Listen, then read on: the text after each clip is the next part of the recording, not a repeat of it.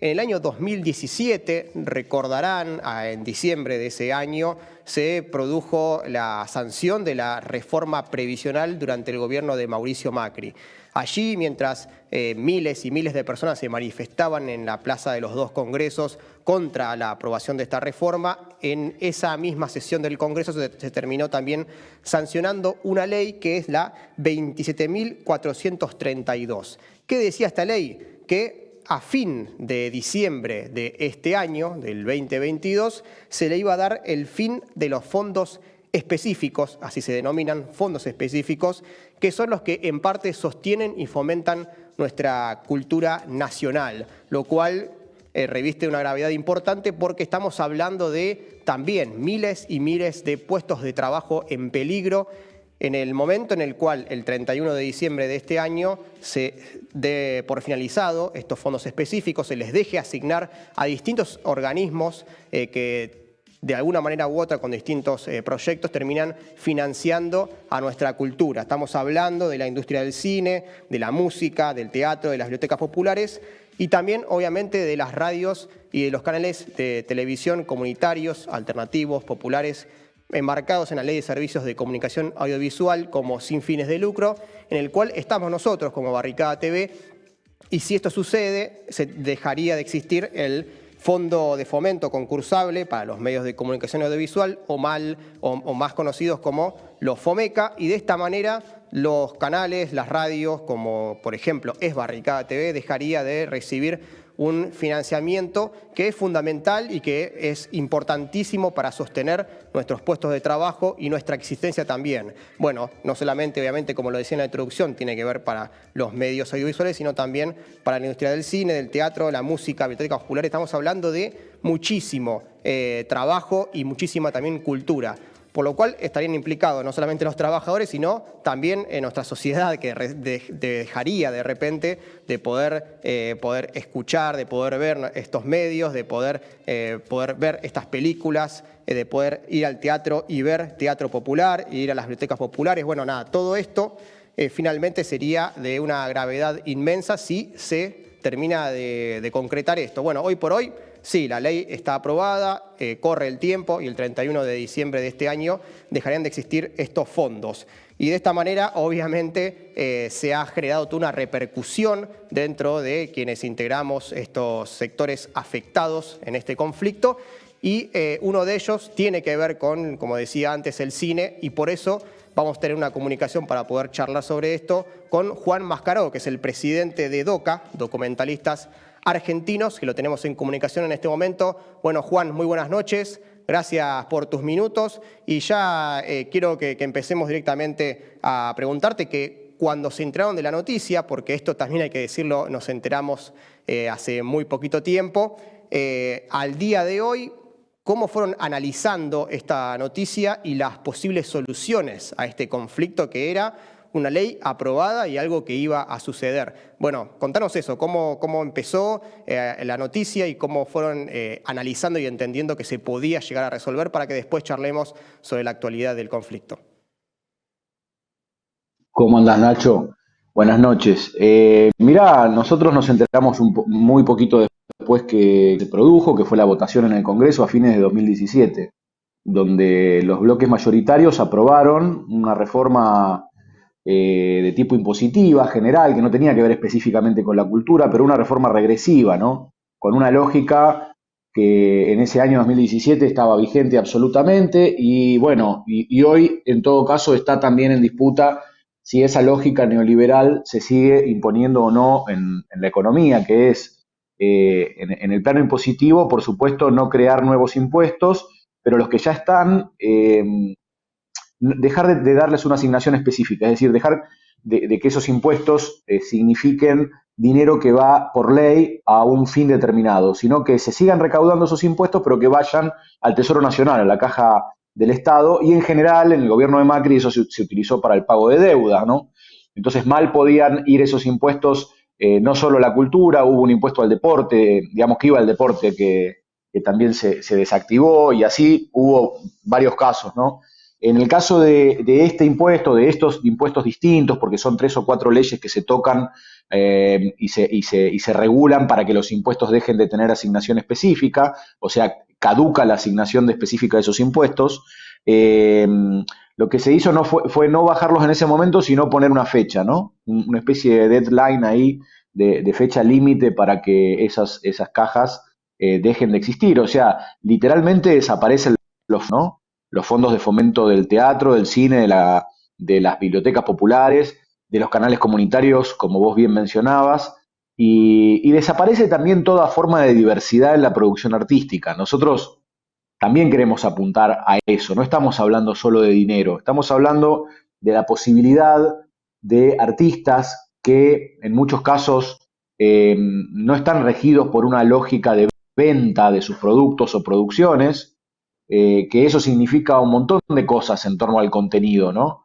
Cuando uno piensa la producción artística o comunicacional solo con fines de lucro, o no sé, como la están pensando tal vez ustedes, o la pensamos los documentalistas en muchos casos, que es una producción al servicio de contar las historias que no se cuentan en otros lugares, de diversificar la comunicación, de que tengan voz quienes no la tienen, etcétera, ¿no? Ahí hay algo que se pierde y hay una hegemonía brutal, digamos, que se instala de el arte, la producción artística y la comunicación hegemónica, ¿no? O sea, en el caso del cine, por ejemplo, a partir de la producción de las grandes empresas multinacionales que han monopolizado ya durante décadas la exhibición del cine nuestro, son las que tienen todas las salas de cine, el 90% de las salas de la Argentina, y tienen ahora las plataformas, ¿no?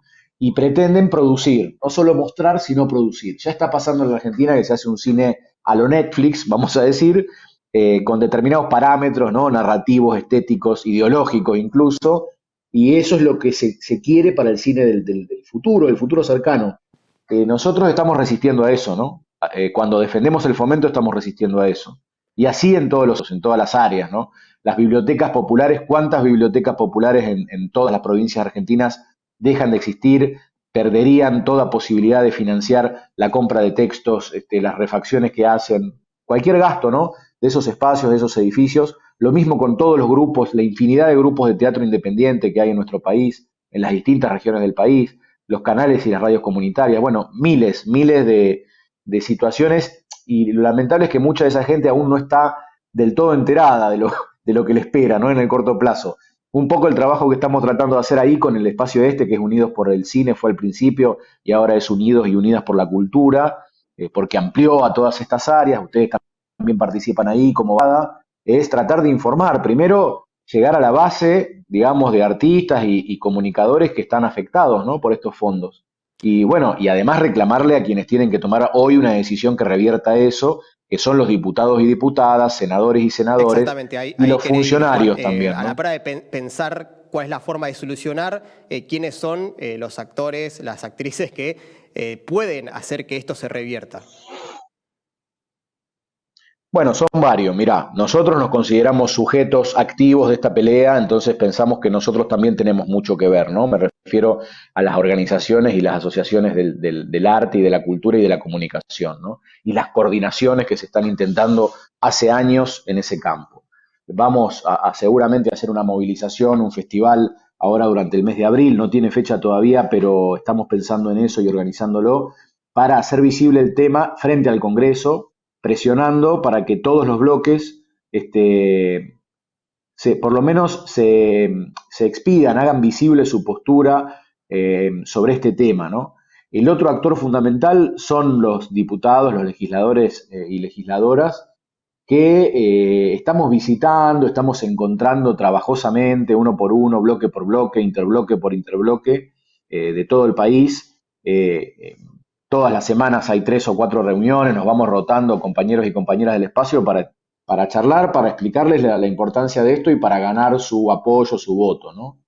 Y el otro gran actor, creo yo, son los funcionarios públicos del área, ¿no? En el caso de cada uno de estos institutos o entes, en el caso del cine, el INCA, el Instituto Nacional de Teatro, de la Música, la CONAVIB, que agrupa las bibliotecas, el ENACOM con la comunicación.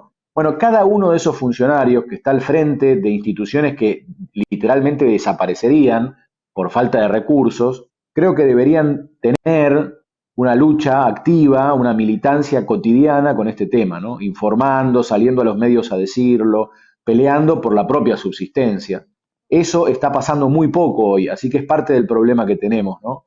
Y los fondos del área general, el ministro de Cultura, por ejemplo, en este caso el actual Tristan Bauer, todos esos funcionarios tienen un rol muy importante porque son quienes pueden activar el tema, convencer desde la institucionalidad, o sea, desde el Estado mismo, de la necesidad de esto, ¿no? Así que un poco, te digo, en eso andamos y organizándonos también entre nosotros y nosotras, ¿no? Encontrándonos, haciendo asambleas periódicas para ir decidiendo cómo avanzar en un tiempo que es muy corto, porque esto es de acá a fin de año, y te diría que antes, porque ya en agosto, septiembre se organizan los presupuestos públicos y si esto no está definido, ya esos presupuestos 2023 para el año que viene se van a hacer sin los fondos públicos para estas áreas de la cultura, ¿no? O Pensando sea, ya en eso, ni en la siquiera tomando en solución, cuenta que por un existan. lado, se Mm. necesitaría entonces un proyecto de ley que pueda variar esta decisión, o sea, prorrogar los fondos, el vencimiento de estos fondos o la asignación en realidad hacia la cultura,